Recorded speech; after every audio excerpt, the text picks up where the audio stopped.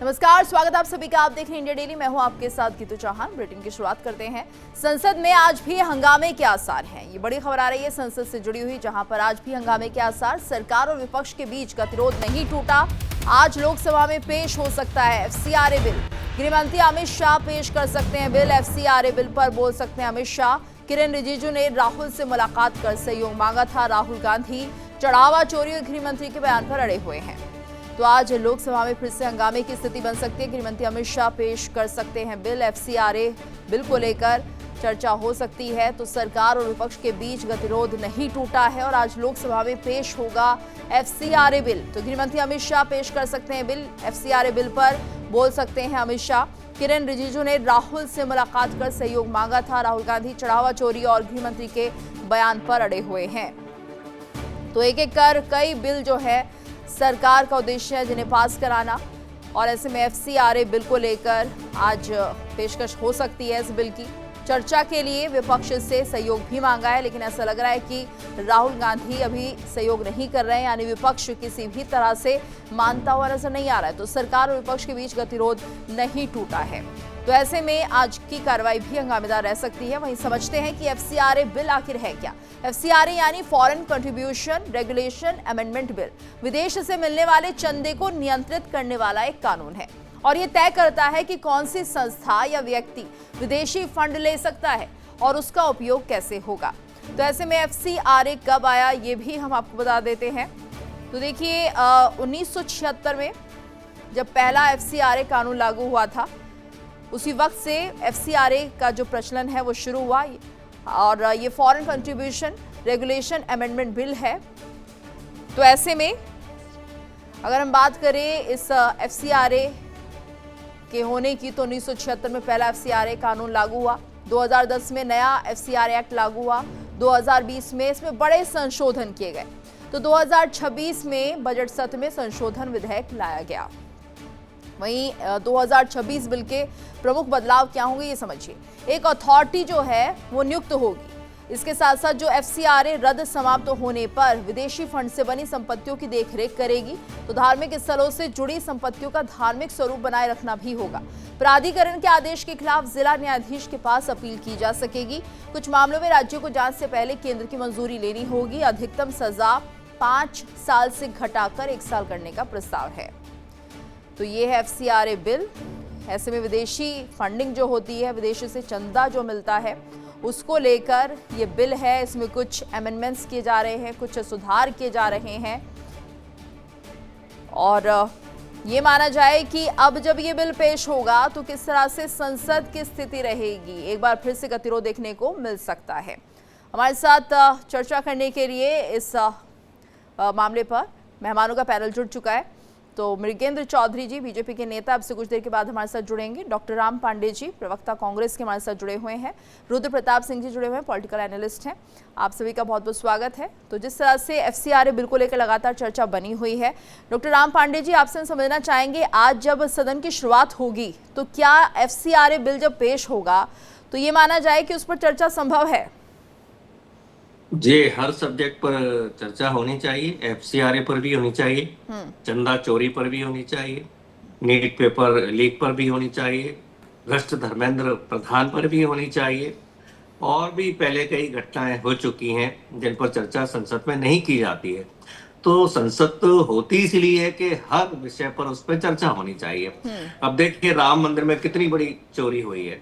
करोड़ों लोगों ने दान दिया, चढ़ावा दिया, भगवान राम के पैसे की चोरी कर ली, वहां के सोने के आभूषणों की चोरी कर ली। 2 करोड़ की जमीन वहां 18 करोड़ पे खरीदी। मतलब भारतीय जनता पार्टी जो मंदिर की राजनीति करती है वो पैसा चोरी करने के लिए करती है। तो ये होना चाहिए ना। ठीक है, तो एफसीआरए बिल जब पेश किया जाएगा तो उसको लेकर चर्चा होगी। क्या विपक्ष का सहयोग मिलेगा आज? मैंने शुरुआत ही मैडम यहीं से की थी, वो तो बात मैं भूल चुका ना, बाकी बातें तो बोलने दीजिए। मैंने कहा एफसीआरए पर होगी और होना भी चाहिए। 1976 में एफसीआरए बनाया गया था। विदेशी फंडिंग भारतीय जनता पार्टी से जुड़े हुए जो पुराने संगठन थे उन्होंने लेकर उसकी शुरुआत की थी और 2020 में एफसीआरए में संशोधन हो चुका है। और ये कौन सा बिल लेकर आ रहे हैं? एक तरफ तो कहते हैं विदेशी फंडिंग आ रही है, दूसरी तरफ कह रहे हैं कि 5 साल की जो सजा है वो 1 साल की जाएगी। भाई जब विदेशी फंडिंग आ रही है, जो सोरोस से फंडिंग आ रही है, ठीक है। लोग उसका दुरुपयोग कर रहे हैं, तो सजा 5 साल की 25 साल होनी चाहिए ना। एक तरफ तो ये कहती है कि छात्रों को चलिए विदेशी फंड समझते मिल रहा हैं है। इसमें संशोधन जी। क्या किया जा रहा है और दूसरा बिल क्यों है। हमारे साथ मृगेंद्र चौधरी जी भी जुड़ गए हैं, नेता है बीजेपी के। मृगेंद्र जी, आपका बहुत बहुत स्वागत है। आपसे भी समझना चाहेंगे हम एफसीआरए बिल जो आज पेश किया जाएगा, कितनी तैयारी है, क्या संशोधन है, जैसा कि विपक्ष का कहना है। साथ ही क्या आपको लग रहा है कि आज जब बिल पेश होगा तो हंगामे की स्थिति नहीं बनेगी? देखिए, विपक्ष का तो काम ही है हंगामा करना। आपने देखा ही है जो नीट पेपर का जो बिल था उसमें कितनी समस्याएं आई हैं। ठीक है, इन्होंने बाहर सड़कों पे हंगामा किया पर अंदर कोई खास इन्होंने ना तो सजेशन दिए, ना कोई खास इन्होंने जो है उसमें बदलाव के कोई सुझाव दिए कि कैसे जो है जनता के साथ जो है न्याय कर सकते हैं। तो उनका काम ही है, इन्होंने जो है हंगामा ही करना है ताकि कोई अच्छा लेकिन कानून मृगेंद्र पास ना चौधरी हो। जी, डॉक्टर राम पांडे जी कह रहे हैं कि जो विपक्ष है वो चर्चा चाहता है। एफसीआरए पे तो चर्चा होगी जैसा कि इनका कहना है, बाकी मुद्दों पर भी चर्चा होनी चाहिए। चर्चा संसद का काम ही चर्चा करना है, जहां पर विपक्ष जो है एक अल्टरनेटिव प्लान ऑफ एक्शन के तहत आता है। अगर विपक्ष को लगता है कि भाई जो सरकार कानून लेके आ रही है उसमें खामियां हैं, वो जनता के हिसाब से उचित नहीं है, समय के हिसाब से ठीक नहीं है, तो विपक्ष उसमें अपने सुझाव देता है और अपनी जो है ऑब्जेक्शन लगाता है, जो विपक्ष को करना चाहिए। तो देखिए, आप हंगामा करते हैं, आप रोड पे करिए, धरना दे सकते हैं, आपका लोकतांत्रिक अधिकार है। ठीक है, आप जो है कॉन्फ्रेंस कर सकते हैं, आप करिए। पर मैं ये कहना चाहता हूँ कि भी जब आप संसद में हो ना, तो फिर आप संसद को संसद की तरह ही चलाएं। वहां पर नारेबाजी ना करें, वहां पर जो है आप ऐसे झूठे आरोप ना लगाएं कि भाई हमारा माइक बंद कर दिया गया है, क्योंकि ये संभव ही नहीं है। भारत बहुत मजबूत लोकतांत्रिक देश है। ठीक है, यहाँ पर फ्रीडम ऑफ एक्सप्रेशन है, आपने देखा है। तो यहाँ पर मैं कहना चाहता हूँ कि भाई संसद के अंदर आप डिबेट पे ज्यादा ध्यान दें, अपने पॉइंट्स रखें। सरकार का जो बिल है उसकी कमियां आप दिखाएं, अगर आपको लगता है उसमें कमियां हैं तो ये होना चाहिए। और ये ऐसे ही जो है, ठीक है, यानी कि जो विपक्ष के सुझाव हैं वो वेलकम है, उनका स्वागत है। वो चाहें तो इसमें चर्चा के दौरान बताइए क्या खामियां हैं जो बिल सरकार की तरफ से पेश किए जाते हैं। रुद्र प्रताप जी भी हमारे साथ जुड़े हुए हैं। ठीक है मृगेंद्र जी, एक बार फिर से आपका रुख करती हूँ। रुद्र प्रताप जी भी हमारे साथ जुड़े हुए हैं। रुद्र प्रताप जी, आपसे समझना चाहेंगे एफसीआरए बिल जो पेश किया जाएगा, लेकिन जो बाकी मुद्दे हैं उन पर चर्चा नहीं हो पाई है, तो क्या आज भी माने कि ये जो बिल है वो अटका हुआ नजर आएगा? नहीं गीतू जी, इस बिल में तो अटकने की इसलिए नहीं संभावना है कि ये तो सामान्य मेजोरिटी वाला बिल है, इसको सरकार पास करा लेगी। एक छोटा सा अमेंडमेंट है, उसमें मुझे नहीं दिक्कत लग रही है। और न ही एफसीआरए बिल बहुत इतना महत्वपूर्ण बिल है कि जिसको लेकर के विपक्ष या पक्ष बहुत ज्यादा एग्रेसिव, ऐसे बहुत सारे बिल आते हैं और पास हो जाते हैं। जो सबसे बड़ी अभी दिक्कत है, जो सबसे बड़ा डाउट है कि डिलिमिटेशन का बिल इस सत्र में कब आएगा, क्योंकि सब लोग उसी का इंतजार कर रहे हैं।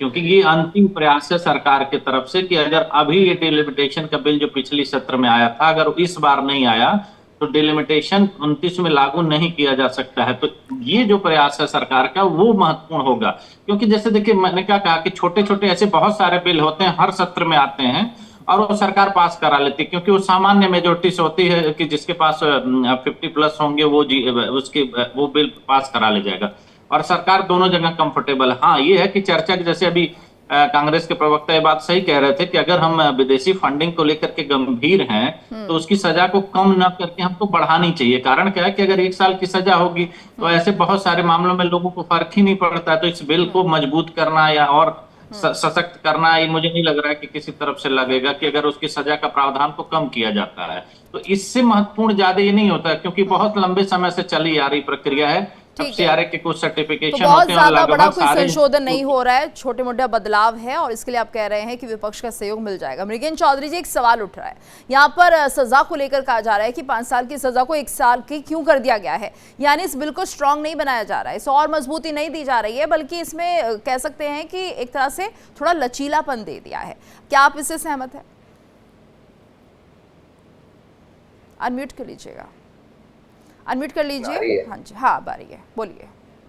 फॉरेन कंट्रीब्यूशन जो आ रही है उसको मेन टारगेट है कि भी आप जो फंडिंग बाहर से आ रही है उसको सरकार ध्यान से देखे, उसमें एक अथॉरिटी का क्रिएशन किया जाएगा कि जो ओवरसी करेगी। और लगता है कि भी जब कुछ ऐसी जो हमारी एनजीओज हैं कि जिनका भी लाइसेंस जो है खत्म हो चुका है, अभी फंडिंग वो रिसीव कर रही है, कहाँ उनका जा रहा है, तो कहीं ना कहीं ये फाइनेंशियल जो है इरेगुलरिटीज जो होती हैं उस पर कंट्रोल करने पे फोकस ज्यादा किया गया कि भैया फंड कहाँ से आ रहा है, कहाँ यूज हो रहा है, और सरकार उसको टेक ओवर कर सकती है।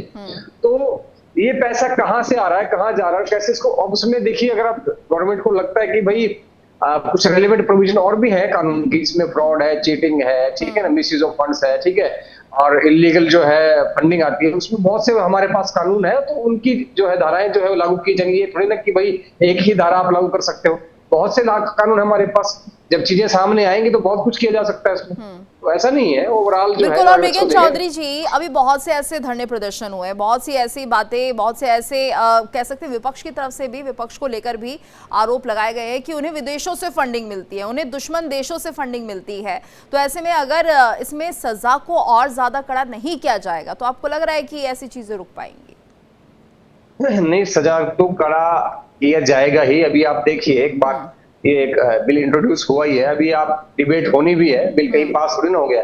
अभी आप देखिए चीजें, तो जो विपक्ष जो है सुझाव देगा तो पार्टी जो है उस पर सोचेगी, विचार करेगी और अपना जो है तर्क भी देगी। पार्लियामेंट में भी तो ये क्वेश्चन उठाया जाएगा ना, अगर इनको लगता है। डॉक्टर राम पांडे जी, विपक्ष की क्या भूमिका रहेगी फिर? देखिए, मैंने तो शुरू में ही कहा था कि हर सब्जेक्ट पर डिबेट होनी चाहिए, चाहे वो सत्ता पक्ष लेकर आए, चाहे विपक्ष लेकर आए, क्योंकि हम बात करके ही, सवाल जवाब करके ही एक बेहतरीन समाधान पर पहुंच सकते हैं। तो एफसीआरए पर भी होना चाहिए। और एफसीआरए के बारे में मैं बता दूं कि विदेश से कोई भी पैसा, 1 रुपया भी यदि किसी एनजीओ को आ रहा है तो वो एफसीआरए के माध्यम से ही आता है। एफसीआरए रजिस्ट्रेशन होना कंपलसरी है, नहीं कंपलसरी है तो 1 रुपया नहीं आ सकता। दूसरा, आपके पास जितना भी पैसा आता है, एफसीआरए को आपको हर साल जानकारी देना होती है लिखित में, सीए के साइन के साथ में, कि इतना पैसा आया। और नहीं, यदि आपने लिखित में जानकारी एफसीआर को नहीं दी है तो वो एनजीओ आपकी ब्लैकलिस्टेड हो जाएगी, आपकी एनजीओ पर कार्रवाई हो जाएगी। तो लाखों एनजीओ ब्लैकलिस्टेड 2014 के बाद कर दी गई है। इसका मुख्य उद्देश्य, एफसीआरए का इनका उद्देश्य यही है कि जो भी पैसा विदेश से आ रहा है वो आरएसएस से रिलेटेड एनजीओ को जाए। एनजीओ को, लाखों एनजीओ को पैसा मिलता था, आज देश की 99% एनजीओ को खत्म करके, डॉक्टर राम पांडे जी, ऐसे कैसे संभव है? देश में, मेरी बात सुनिए, मैं काउंटर करना चाहूंगा। सरकार भी एनजीओ को पैसा देती थी, सरकार भी एनजीओ को पैसा नहीं, देती जो विदेशी फंडिंग कांग्रेस को आ रही है वो बीजेपी को मिल जाएगी, इसमें कुछ ऐसा प्रावधान किया गया, आप ये कह रहे हैं? नहीं, अरे देखिए मैडम, 5 साल की सजा को 25 साल कीजिए ना, 1 साल को कर रहे, इसका मतलब पैसा आरएसएस को आ रहा है। यदि कांग्रेस को आता तो सजा 25 साल होती ना, 5 साल की सजा को घटाकर मृगेंद्र चौधरी जी, ये वाजिब सवाल है जी। देखिए ऐसा है भाई साहब, जो है ना, दो चीजों को मिक्स कर रहे हैं, ठीक है। एक तो जिसको हम बोलते हैं कि भाई एडमिनिस्ट्रेटिव जो बाय रूल है उसका मुद्दा है कि सजा ज्यादा होनी चाहिए, उस पर विचार किया जाना चाहिए, ठीक है, वो एक अच्छा पॉइंट मैं मानता हूँ। पर कि आरएसएस को फंडिंग आती है, देखिए कोई भी विदेशी फंडिंग इसी प्रोपेगेंडा के तहत ही भारत में आएगी। और आरएसएस की जो आइडियोलॉजी है, क्या वो विदेशी ताकतों से मैच करती है? क्या आरएसएस जो है मिडिल ईस्ट के कंट्रीज की जो है फिलॉसफी को यहाँ पे प्रोपेगेट करता है? क्या आरएसएस जो है यूएस की फिलॉसफी को जो है वहां पर जो क्रिश्चियन मिशनरी लगे हुए हैं उनकी जो फिलॉसफी को प्रोपेगेट करता है?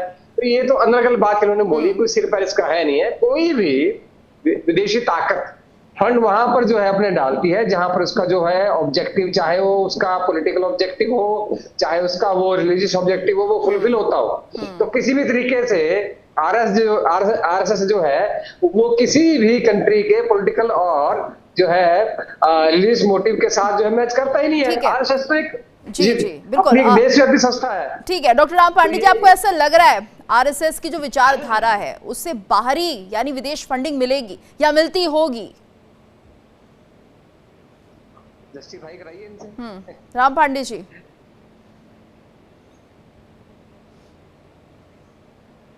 मेरा सवाल सुना नहीं शायद आपने। डॉक्टर राम पांडे जी, आवाज आ रही है सर आपको? नहीं, मेरा आपने माइक बंद कर दिया था। जी मैं अब यहाँ पर भी आरोप लगा रहे हैं कि माइक बंद कर दिया गया था। ठीक है ठीक है, अब आपकी आवाज आ रही है, हमने माइक बंद नहीं किया, हम आपको बहुत क्लियर कर दें इस बात को। डॉक्टर राम पांडे जी, तो सवाल यही है कि आपको लग रहा है आरएसएस की जो विचारधारा है वहां से कोई विदेशी फंडिंग मिल सकती है, उस विचारधारा को कोई फंड अभी भी कर रहा है क्या? पहली बात तो मेरी बात काटकर बीजेपी प्रवक्ता को मौका न दे, नहीं वरना मैं फिर से मौका नहीं देने में तो सवाल पूछ रही हूँ उनसे, सवाल नहीं पूछे जाएंगे क्या? मैंने तो बोला कि सजा आपने कम क्यों कर दी है, अब उसमें भी आपत्ति है क्या? आप अपनी बात रखिए, आपके सवाल ही पूछ रही हूँ मैं। मेरी बात काटकर बीजेपी प्रवक्ता को मौका देंगे तो मैं फिर से निकाल दूंगा, ये मेरा विरोध है, इससे ज्यादा मैं कुछ नहीं कर सकता, मेरे पास यही है। ये आरएसएस वाली बात पे जवाब नहीं है सर आपके पास? ठीक है ठीक है, रुद्र प्रताप जी चलिए आप बताइए, ये जो पूरा माहौल बना हुआ है, सबसे बड़ा सवाल तो ये है कि आरएसएस को विदेशी फंडिंग आ रही है, नहीं आ रही है, और ऐसे में क्या जो फंड किसी और संस्था को जाने वाला है वो बीजेपी आरएसएस को मिल सकता है? कितनी संभावना आपको लग रही है इसकी? नहीं गिट्टू जी, ये तो देखिए विपक्ष है तो अपना आरोप लगाया गया, क्योंकि आरएसएस के पास तो एफसीआरए ही नहीं होगा, आरएसएस कोई रजिस्टर्ड संस्था तो है ही नहीं, तो जब उसके पास रजिस्ट्रेशन नहीं होगा तो एफसीआरए कैसे हो जाएगा? तो ये तो मतलब इम्पॉसिबल वाली बात है। हाँ, आरएसएस संबंधित कह सकते हैं, जो भी कह सकते हैं आप कह सकते हैं, लेकिन मैंने क्या कहा, ये बिल इतना महत्वपूर्ण नहीं है कि इस बिल पर देश की राजनीति केंद्रित हो सके, क्योंकि वो बहुत छोटे मोटे अमेंडमेंट हैं और उसको सरकार करा करके पास करा लेगी। और ये मैंने क्या कहा कि ये ऐसी चीज नहीं है कि जिससे देश की राजनीति में बहुत बड़ा उथल पुथल। लेकिन रुद्र प्रताप जी, अगर एफसीआरए पे ही हंगामा हो जाता है, उसमें ही वॉकआउट हो जाता है विपक्ष का, तो बाकी मुद्दों को लेकर समय कहाँ बचेगा?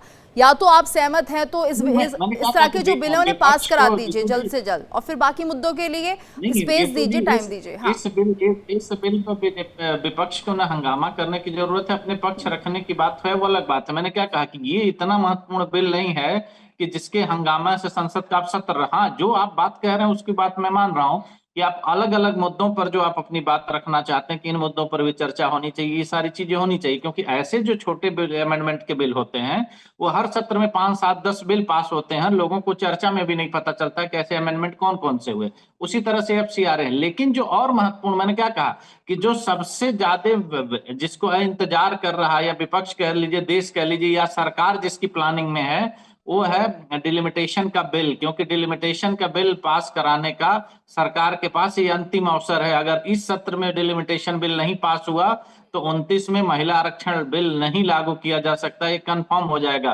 क्योंकि टाइम लगता है डिलिमिटेशन बिल लागू करने के बाद भी आयोग बनाना, उसकी सिफारिशें लागू करना। तो ये जो अभी सबकी कवायद है कि इस बिल के साथ सरकार वो बिल लाने की कोशिश, जैसे कई जगह ये बात चर्चा में है कि हो सकता है डिलिमिटेशन का बिल भी पेश कर सकते हैं हमें साथ। तो रुद्र प्रताप जी, एक लास्ट कमेंट मृगेन चौधरी जी से ले लेते हैं, समय कम है। मृगेन जी, तो ये जो बिल है डिलिमिटेशन, इसको लेकर क्या कुछ तैयारी है सत्ता पक्ष की?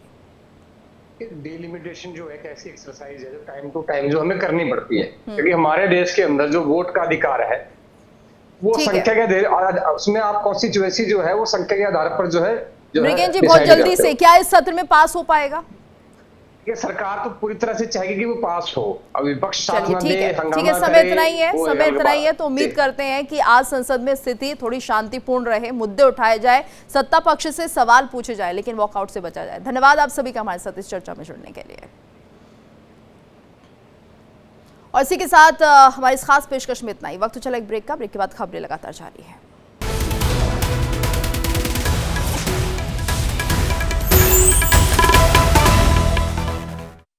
देखिए इंडिया डेली 24/7 अब आपके स्मार्ट टीवी पर। इंडिया डेली मौजूद है सभी डिजिटल प्लेटफॉर्म पर लाइव और लगातार। इंडिया डेली 24/7 हर दिन राष्ट्र को समर्पित।